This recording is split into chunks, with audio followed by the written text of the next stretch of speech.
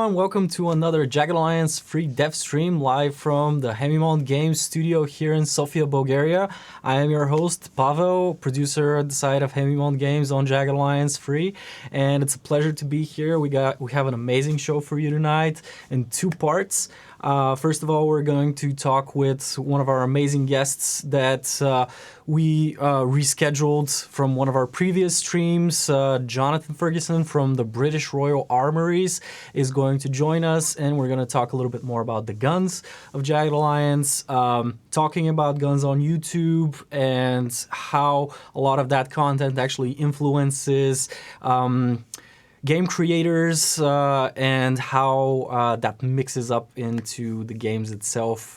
Probably he's going to learn something that we find out from YouTube videos like his.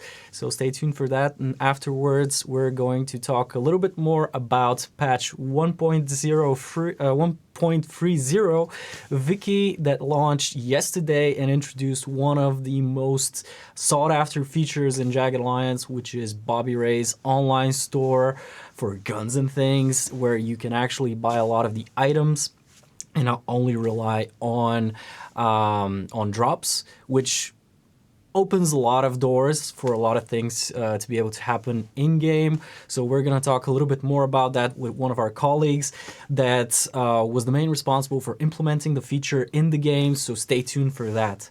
But first, before we jump into the main part of the show, let's wrap up where we left off. It wasn't last week, it was just now on Wednesday. We had over Georgi Strezov, or Joru Strezov, who is the composer of Jagged Alliance Free's soundtrack. We've been working with him for the past 4 games, so he is a very good friend of ours, and he has a wide breadth. Have in mind that we're going to upload that conversation very shortly, not very shortly, but we will upload that conversation as soon as we have it edited to YouTube, so you can watch that even if you didn't manage to be live for the stream. Lubo also continued with the Devs Play DevStream. He had the other Pavel along from our level design team who helped out with some tricky situations, and you can also see that in the Twitch library, I think for the next 5 days or something like that, and we'll try to edit that and upload it to YouTube as well so that you can watch all of those shenanigans going on. But also, what else should we mention? We also had, of course, the launch of the new patch. We are reading a lot of the feedback and thinking if we need to have any kind of hotfix, so we're on top of that and seeing how things are progressing. We see a lot of positive feedback from you guys, and that's awesome. It keeps us really motivated to continue working on the game, so that's nice. And a little bit more about next week. So next week we are going to move the regular dev stream that's normally on Wednesday to Thursday, since that's the day that we are doing the console launch for Jagged Alliance. This is the first Jagged Alliance main game that's going on console, and we really hope that it brings the Jagged Alliance franchise closer to many more gamers that didn't have access to it, since it was more of a PC-centered title before that. So yeah, if you want to stay in touch with us and be aware of all that's going on, whether it's patches, news, more dev streams, follow us on all of the channels that we have.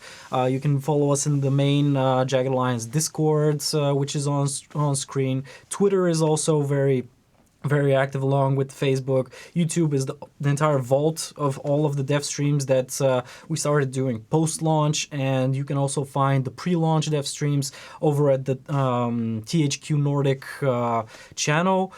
This is our Twitch, of course, and the forum is also there if you want to, right there, we read it.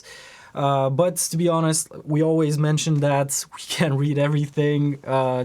You guys are amazing, but still, there's a lot going on. So, yes. On honorable mention, something that's I want to mention is that this week has been really bangers, and Monday we also launched a new DLC for one of the other games that we're doing, Stranded Alien Dawn. So if you're a Jagged Alliance fan but also like survival games, feel free to check it out. It's an interesting project that is very fun, I would say. So that's the honorable mention to the other part of the team who is also working really hard right now. And I wanted to also remind you guys that the Unsavable Games challenge is still on. So if you found yourself during a playthrough to be stuck in a situation where you couldn't really get out of, whether that's in combat, whether that's with the economy of the game, you ran out of funds or anything, send us that game over. Just use the in-game bug reporter, which is with Control F1 shortcut, and write unsavable in the title of the bug. Also include a save game, and we will try to get that around to some of our more driven players in the team to see if they can actually manage to get you out of that situation. And also, we are also very open to spreading it out in the community to many of the hardcore players who can also try and tackle that problem. So have that in mind. And I think without further ado, we can move on to the main part of the show. The first part of the show is our guest from the British Royal Armouries, Jonathan Ferguson. Welcome, Jonathan. Do you hear me? Hello, I can.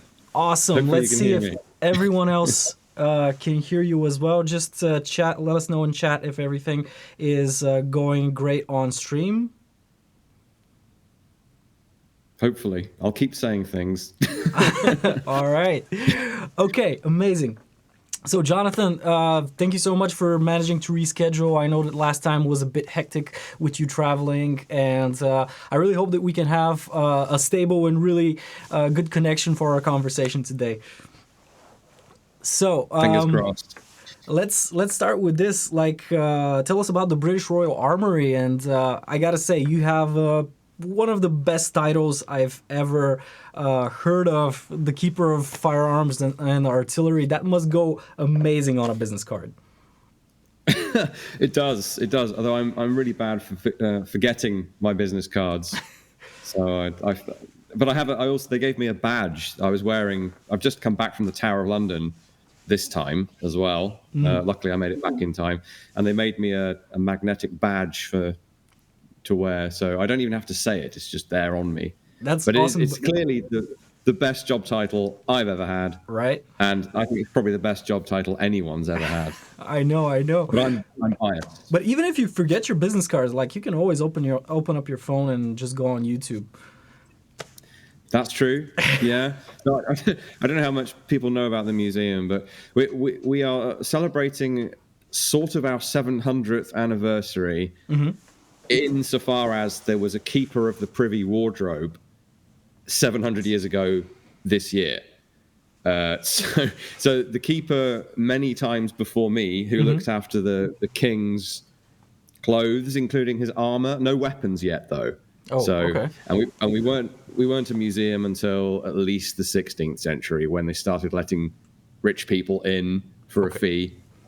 This was at the Tower of London, and then we moved our headquarters to Leeds in 1995, and we opened a third museum at Fort Nelson on the south coast, originally a fort to prevent the French from invading, which is a really cool site, and then that contains our artillery collection. And that was actually in the late 80s that opened. You needed more space for that.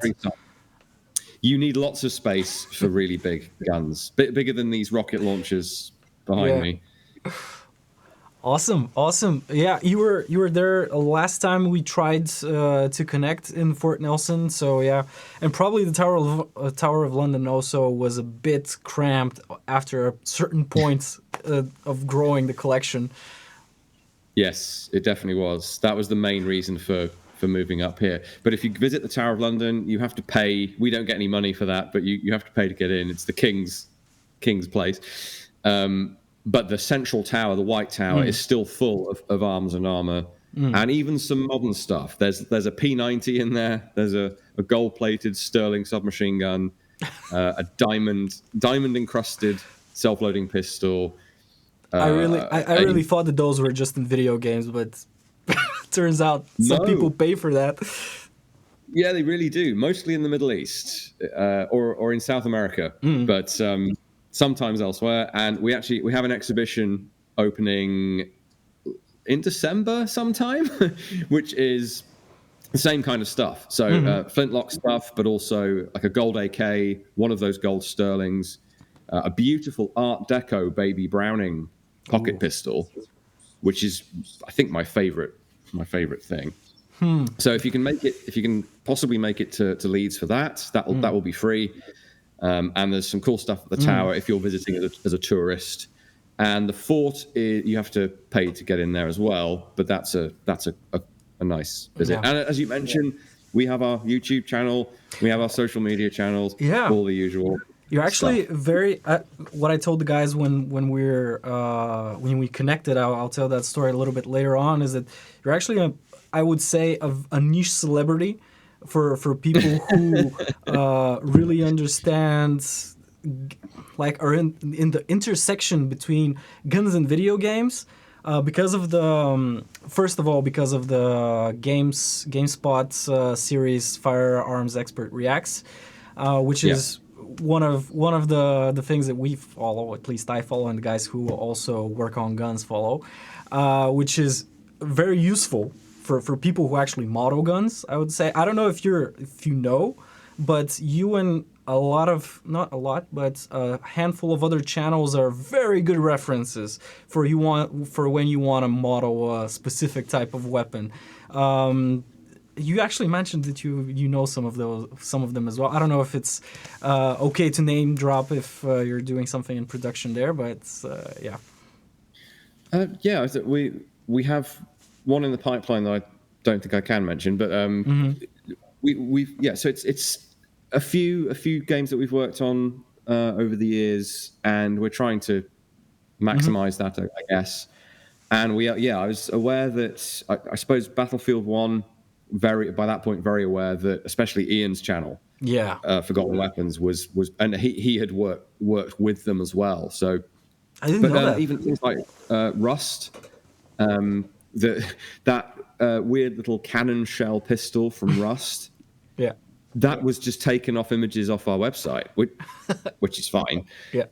Obviously, if people want to seek us out and work with us, expertise, photos, videos. We haven't done any mocap as yet, but like reference videos. We have the original training materials, certainly for the British stuff, some of the other nations as well. With the main project we've worked on is still Sniper Elite 4 and 5. And for 4, this is way back now, but now this was cheating slightly because Jason Kingsley, who's the CEO, was also a trustee, and he made his team come here. They didn't take much persuading, but obviously not everyone has the time. Don't make it. But they got a gold-plated solution where we put them through a boot camp of actually shooting, and at one point they were running up and down with kit on, and it was a bit crazy.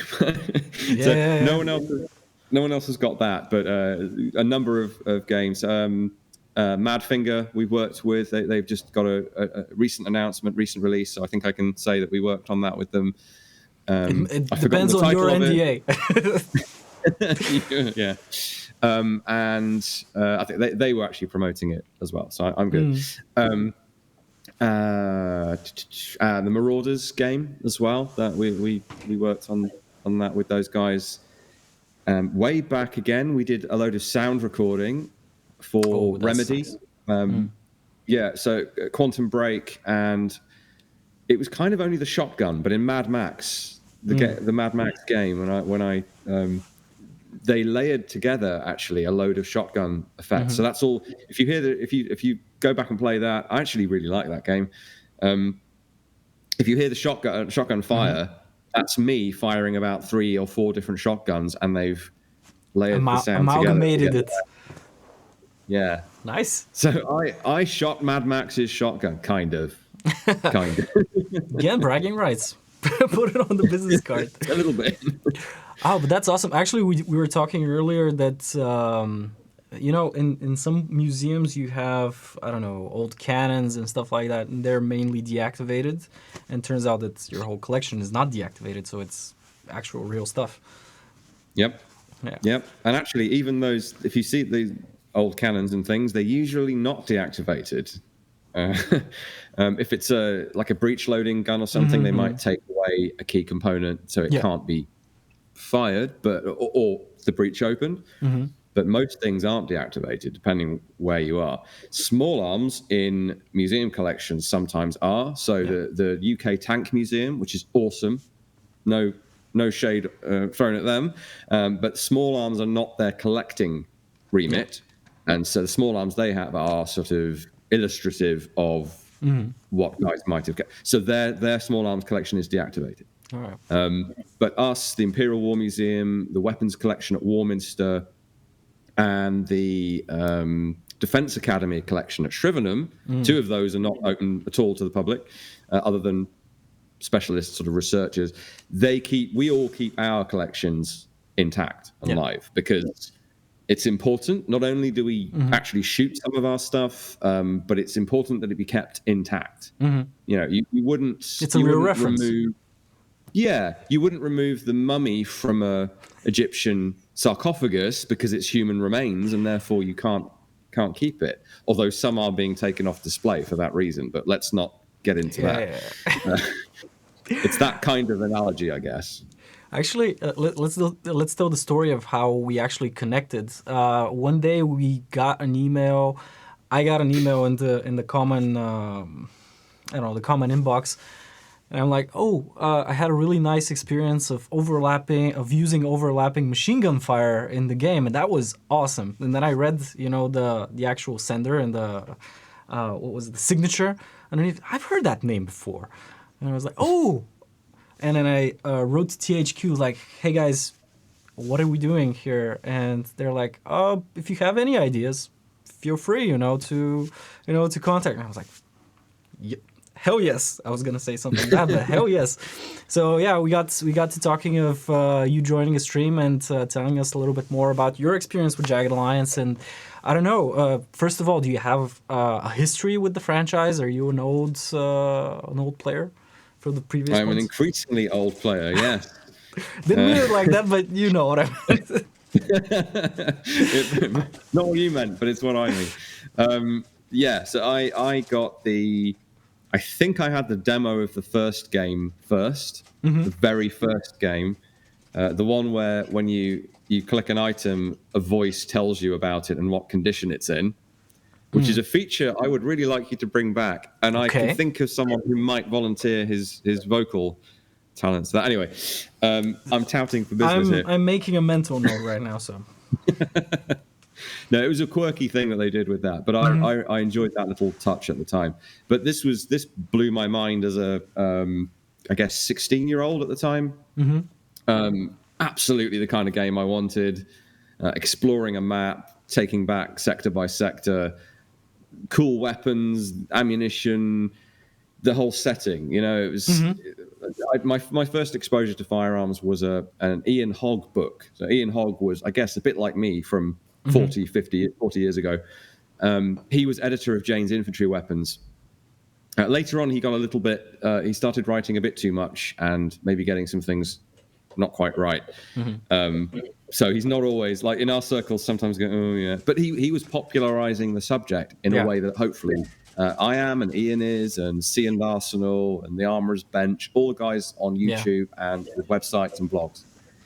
So he did more good than he did any harm. So, and this game was like that book and maybe Soldier of Fortune magazine. Yeah, with a little bit of humor in it. Commando, the movie, Awesome. So that was awesome. So you started off then. So that's That's quite a while now. Like the previous It games really is. were 23 years, I think, before. Probably, yeah. Let's not do mental math Yeah. and make a fool of myself right now. But yeah, those were quite back, and they were still in the era of 2D, and like Jagged Alliance 3 is now 3D, so we had to bring a lot of those to life. And I have to say, the guys that we worked with, who worked on the weapons, really did use a lot of the material that's on YouTube and a lot of the other websites, whether it's stills or any other Yeah. reference images, really to use to make it really look representative. Like we didn't manage to do everything just realistic, but I think we did a fairly good job in making the actual guns look well in the game and resemble the ones that were actually in real life. So yeah. You did a great job, an absolutely great job. That I could like point at a few little things, but honestly, I don't care. it's they look amazing. The fact that you can inspect them and spin them around, zoom in, zoom out. The modification system, I was very wary of. It could kind of ruin that side of the game for me, but no, absolutely fine. Limited options, quite realistic options, relatively speaking. That was all great. And of course, we're going from, like I just mentioned Jagged Alliance 1, and the sprites for the guns were like, it's like your imagination is Yeah. Your better than the imagination's doing the graphics. heavy lifting there. It really is. And then even JA2, the classic, of course, everyone's favorite. Even then, the graphics for the weapons, it doesn't change depending on what. Like as soon as I start JA3 and you've got different guns appearing in their hands, that was like, I know it shouldn't blow my mind after all these years, but it kind of did. And That's awesome. yeah, so two was even like, as much as we love JA2, it wasn't the cutting edge even when it came out in '99. And I guess that's terms the of some nature things, of a game like this. It won't be, but because we've all been playing it for years after that. But I was just really, really wanting someone to do a new story, a new location, new characters, and that's what you've got. It's perfect as far as I'm concerned. I'm really glad you liked it.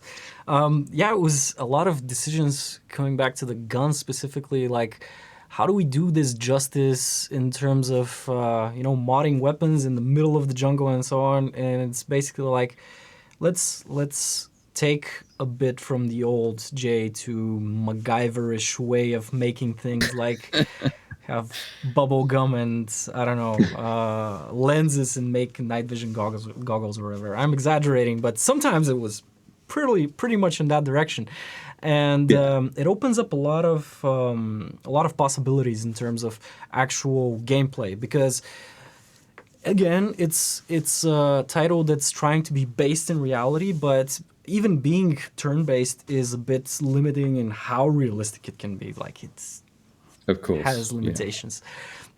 But yeah, what's your favorite gun in the game? You have one?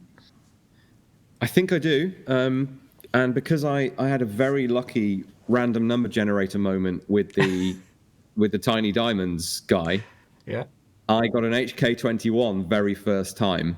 Awesome. And the HK21 was awesome. And it wasn't long after that I emailed, and because I got one of those, and then I found an RPK, I think. And I thought, well, the classic thing to do is to try to sort of Compare. envelop the enemy a bit and like overlap interlocking fields of fire and like just set that up. And then as much as like you want control over your team, having them set up ready to just open up on whoever comes up to you, that was incredible. And just annihilating nearly everyone with correctly positioned troops. That's something you couldn't really, it was much harder to do in the earlier games. Yeah. And of course suppressive fire didn't work.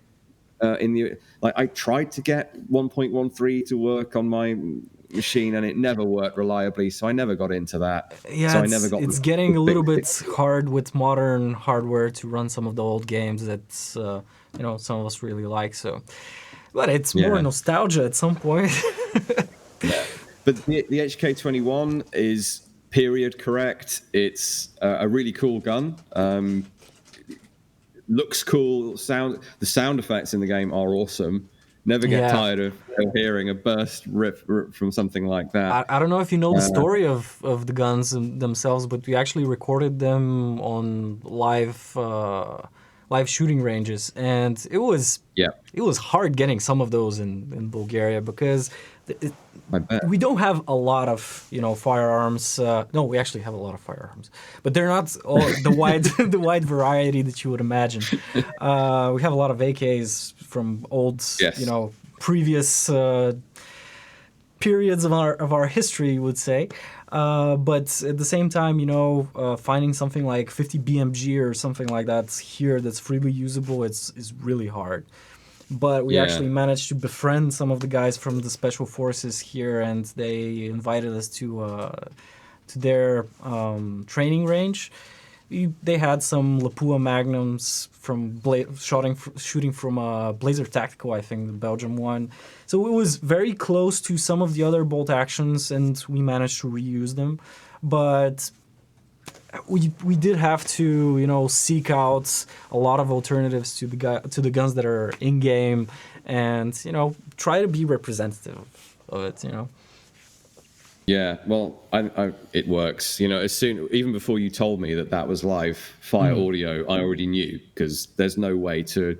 Well, there may be a way, but I haven't heard any synthetic sound effects in a movie or in a game that sound like the real thing. There are some not crazy, but there are some really devoted guys that just do sound libraries. Like they rent out a bunch of guns and just record all day long.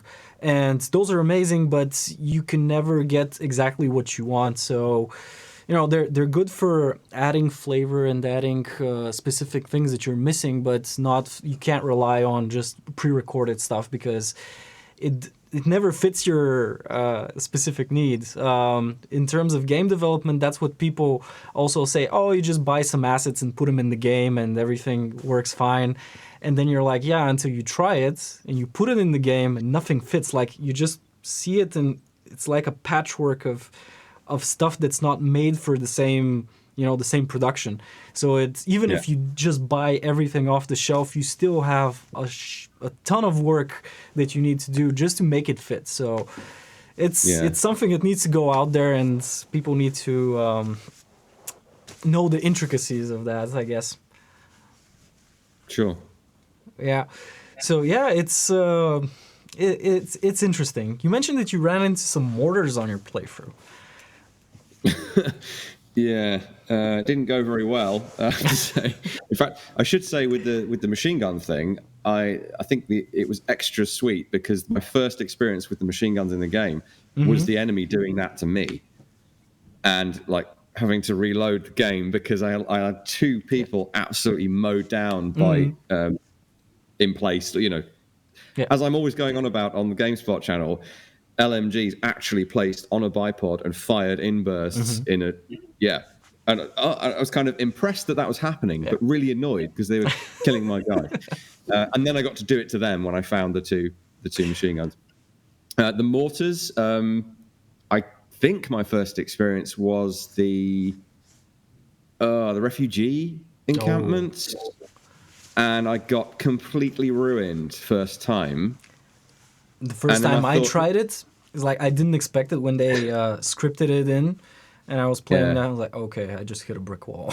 I had no gas masks. I had found no gas masks, and even I'm not quite at the end of the game.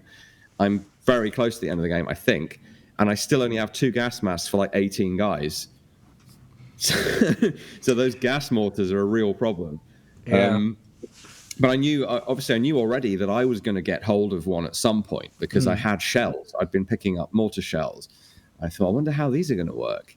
And then I discovered that, they literally fall out of the sky. You get obviously the one the one turn or half a turn or whatever where it's, oh shit, I've got to get my guys out of this area.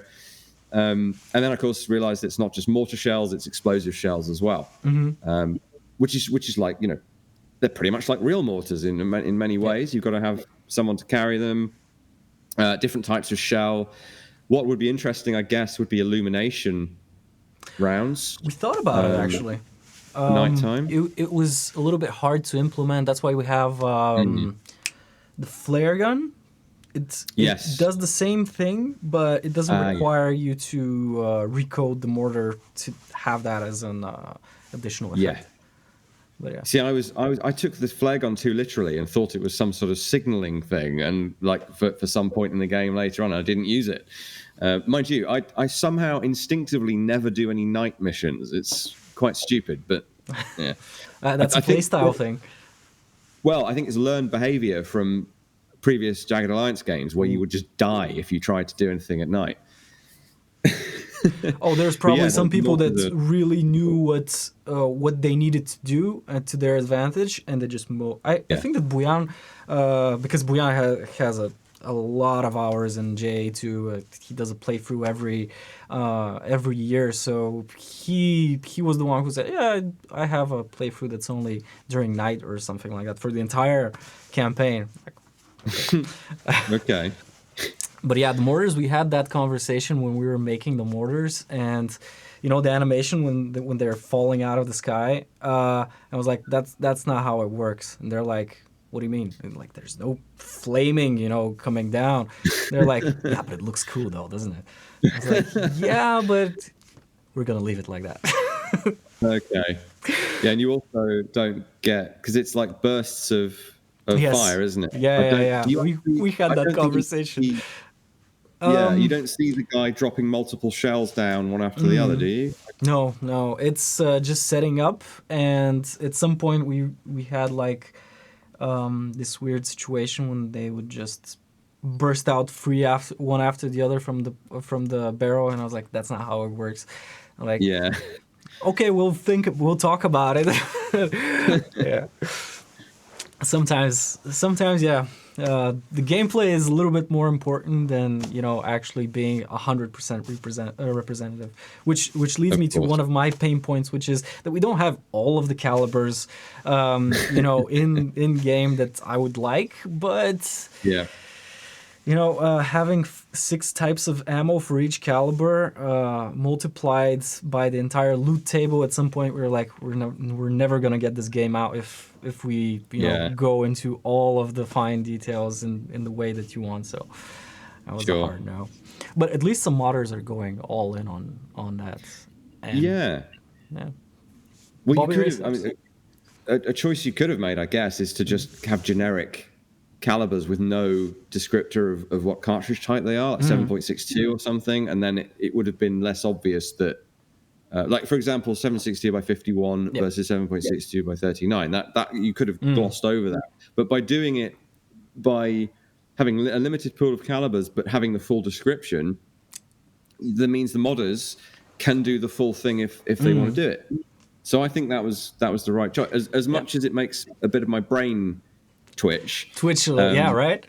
I'm having such a fun time. I don't care. It's like anything else. You're watching a movie, and I hate to say this, but like the latest John Wick movie is like, my nonsense tolerance was like this for 3, and then it's like for 4, and I'm out. I'm sorry, it's just too stupid. Well, Jagged Alliance has more leeway actually than I think than a movie does. But somehow it still feels grounded but also silly and fun. It's such a great mixture of you can take it seriously at points, and then you can have fun with it as well. Like the movie Commando. I know I've referenced this already. It's not strictly mercenaries, I guess, but mercenaries we wanted to do exactly that. Like, have it fun, because you can make a game really realistic and not fun. Yeah. And it's better to have a game that's fun and not 100% realistic, because it's a game. You need to be able to enjoy it and do awesome stuff that maybe you wouldn't be able to do. And like Max Payne, or like jumping and shooting and then falling down and then getting up while you're being shot at every time, like every 2 seconds, is not what you would do, really, in reality. But yeah, But you again, meant sorry. no, go ahead. Well, just to, I feel like I should make up for my John Wick comment because I absolutely love the first two movies. Oh yeah, And the thing there is they're already over the top. They're already crazy in the right way, but you have cool technical stuff that people like me can look at and go, that's absolutely correct, even though he's doing stupid stuff with it. It's like the guns are correct, the way he's using them is correct. You'd never do it in that way in reality. That's my favorite kind of fictional stuff. Is it's got realistic stuff in it, but it's taking it in a direction that doesn't really happen in real life. There was when I read about like how the John Wick movies actually got started. It's actually, I think that his main stuntman was the director, so that's why the first one just looked amazing. But with movies like John Wick, you have that what we would call in gaming power creep, which is basically what do you do after you've done one? Like you need to go more and tune it up. So hopefully they don't turn it from a beloved John Wick 1 and maybe 2 into, let's say, the Fast and Furious franchise, where you have an amazing, not an amazing, oh no, it was amazing for its times. Like the first one was really, really cool. It owns the part of media, and then like you should have stopped it at some point, Or Highlander, where there really should have been only one. Yes. At some point, I don't even know how many Highlanders afterwards. You don't want to know. Yeah. You don't want to know, and definitely don't go and look for them. Awesome. Actually, you wanted me to ask this, but do you save scum? On and off. On and off. I try to I think we all do this. Well, I hope we all do this to some extent with turn-based stuff where there's a slightly random element, and some results you will accept, and like even though you could reload and get a better result, and some it's just like that's completely unfair. Now you don't get that really in this game, but the classic modern XCOM thing of 99% chance to hit and then miss. So it's not quite that with Jagged, but there are moments where you just think this is going to cost me another half hour of gameplay to try to get back to where I was. So I'm sorry, but I am going to reload. Yes. Actually, since you answered honestly, I'm going to answer honestly as well. Probably not so much in battles, but I do a lot of save scumming when it comes to conversation choices, because I really want to see what happens with all of the branching narratives. So I basically, I didn't like that outcome, so I want to check out what's possible. So I go all in on, just figuring out where this might take, and that takes a lot of loading, especially in modern games that have a lot of branching narratives there. So. Yeah, that's really interesting because I almost never, I never do that unless I failed to save recently. And I guess occasionally something goes horribly wrong and you do repeat the dialogue. But yeah, I don't do that. But I will save my skin in a battle if I have to. Yes. I think that I'm trying to keep chat, like to read everything, but I'm failing miserably here. But I think I read somewhere that people wanted for your short comment on what's behind you, all of the launchers there. Yeah, so we have M20 bazookas over my right shoulder. Sorry, the lighting's not great in here. I apologize. We have M9 bazookas. So these are all American, I guess, early Cold War rocket launchers.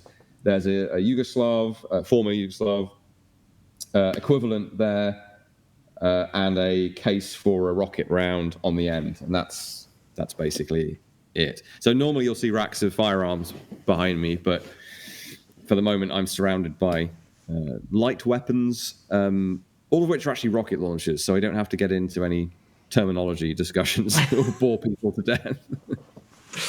Awesome. Actually, there's a question by one of our modders that's doing a lot of guns, like the tons of guns. Oh yeah. Did he get right that the EM2 is one of your favorite guns? Asking for a friend. Yes. Yes, that's fair to say. I'm trying to keep this first playthrough quite pure, Same. so I haven't availed myself of the mod as yet. But so is there an EM2 in Tons of Guns now? Maybe. If there isn't, I'm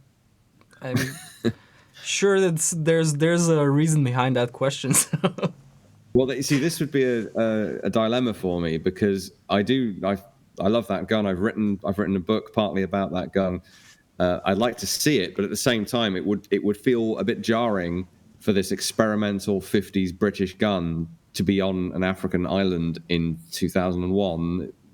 Yeah. Contraband. So Plus Bobby Ray's. I guess you never know, but I think that what I discussed briefly with you as a like, what would you include? And I suspect this will already be in there. I'm not sure. It's not in the main game, of course. Is the SA-80? Yes. Because those have turned up in some weird places. So that would just and they're very Cold War. Even though we still use them, they're a very Cold War thing. So. Now, I think I also joked that you might set it permanently to like 30% condition or something so that it jams all the time. Possibly. We're not taking a jab at British firearms, but who knows? Oh, I am. I was criticised in a comment once for always being down on British firearms. I thought, well, the series we have on our channel is all about weird guns. So the British firearms I cover in that are inevitably failures. So that's why. And the SA-80 was eventually a success. True. But that's also with a lot of new introductions as well. It takes a bunch of variants to iron out some of the kinks. Even the ARs in their early days had their own weird things that needed to be really ironed out, but yeah, they work fine. So is there a favorite firearm that you want to have in a game normally? Like that you expect have in a game? No matter if it's Battlefields, Jagged Alliance, or something totally different. I don't know. I think my answer for that would be I didn't expect it, but as I say, like a rare occurrence of an SA-80, an L85A1 would be cool, like a nice Easter egg for any Brits playing basically, because almost nobody else used it. It made it to Belize, a couple of other basically people we gave it to for free used it, but it does mean that occasionally it will show up in odd places. No, honestly, the selection of weapons in the game was pretty broad, as was. Exactly the sort of stuff you'd expect to see in that area at that time. Yeah. I struggled to think of one that I thought was really missing. I mean, I guess I haven't found a PKM. Is there a PKM in the game? No, I don't think so.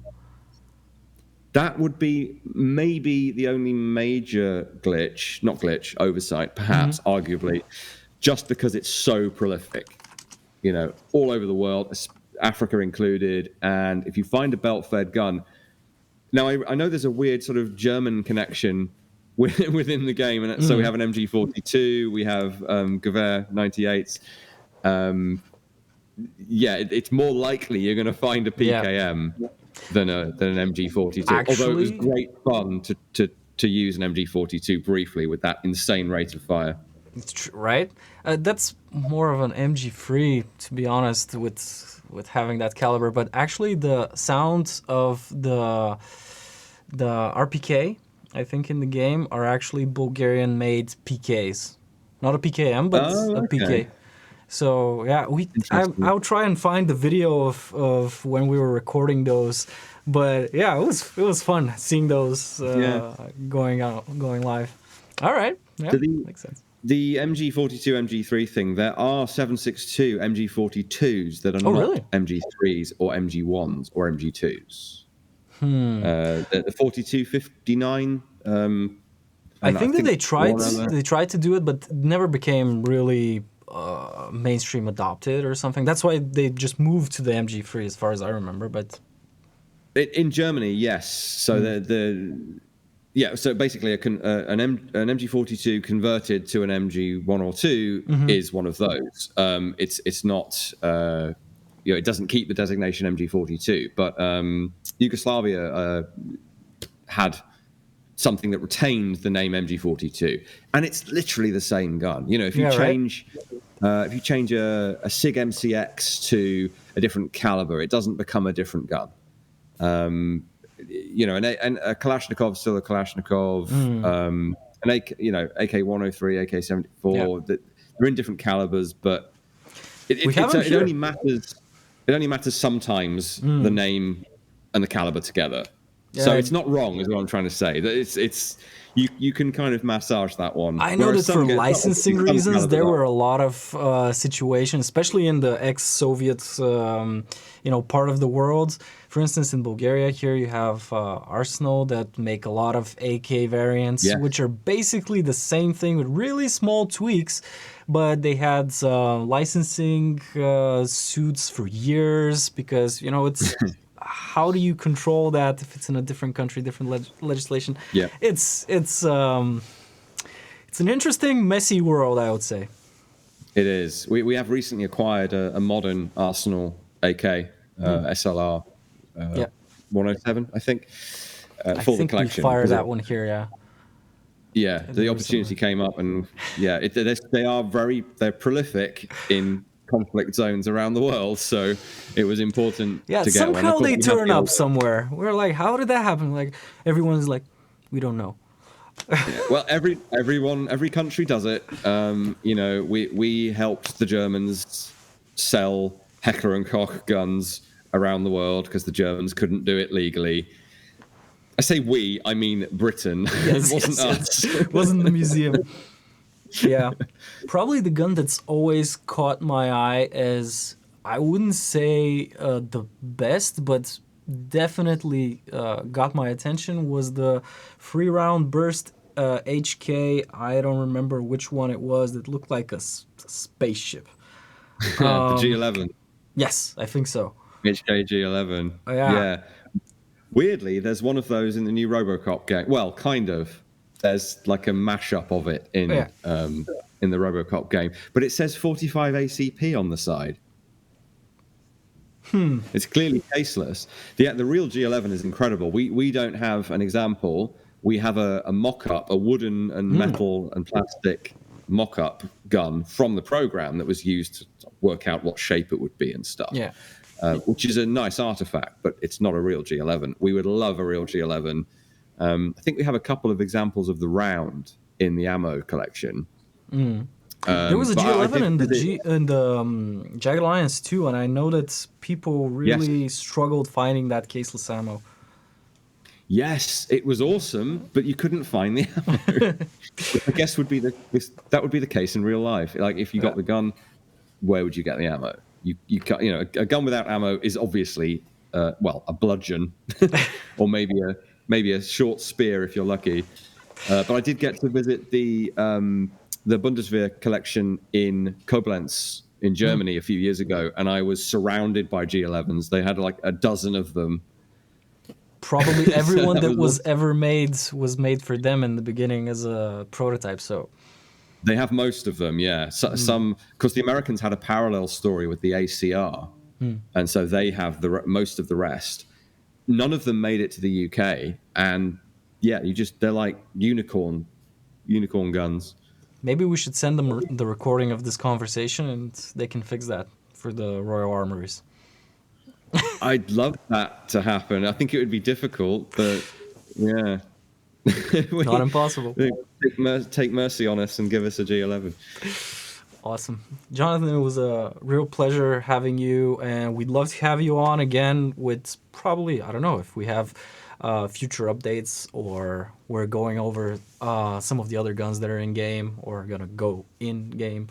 So yeah, it was a real pleasure, mate. Real pleasure for me too, honestly.